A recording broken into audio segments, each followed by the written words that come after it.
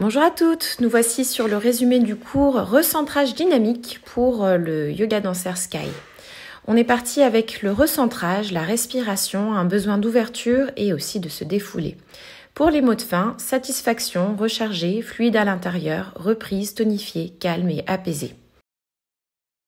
Alors, on a commencé donc par notre respiration, le fait de poser les mains dans le tissu, d'ensuite allonger notre dos et toujours donner une double direction dans notre dos et dans nos mains. Donc, sentir l'éloignement entre les mains et le bassin.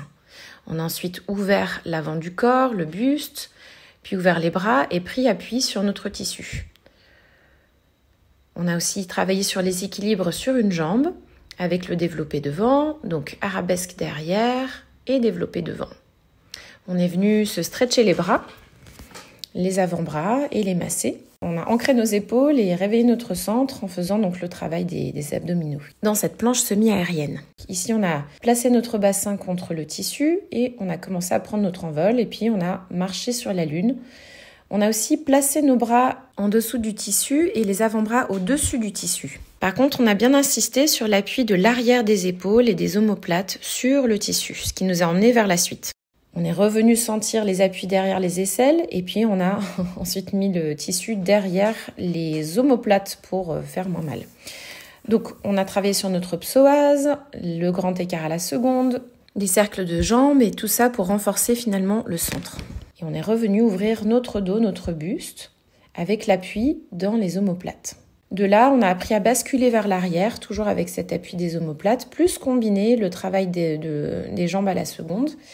Et comme vous avez été bien créative, on a rajouté des vagues de jambes. Orteils, chevilles, genoux, hanches. Et vice-versa. Donc on a fait les vagues dans différentes directions, soit vers le bas, soit vers le haut. En montant, on a calé les hanches dans le tissu pour nous tenir. Et pour en sortir, on a placé les jambes entre les deux pans de tissu. Et on a basculé vers l'arrière pour faire une roulade. Ensuite, on a redétaillé comment monter pour faire notre roulade. Et on s'est donné des alternatives. Donc soit poser déjà le dos dans le tissu, regrouper les genoux.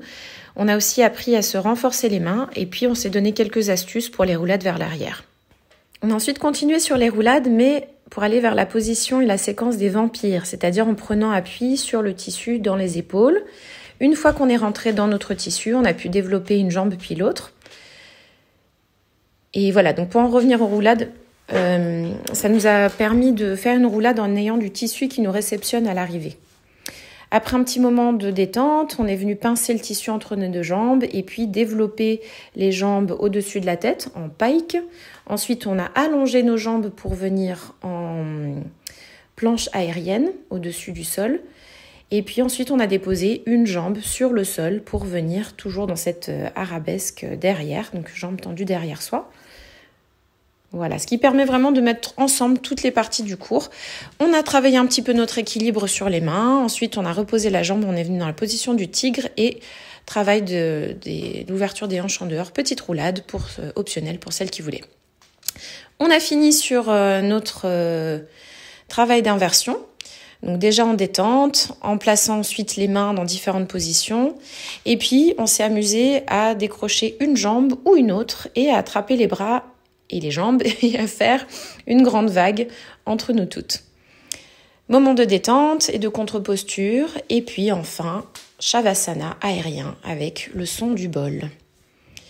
Pour finir, nous nous sommes dit nos mots de fin et je vous dis à très vite, bonne semaine à vous.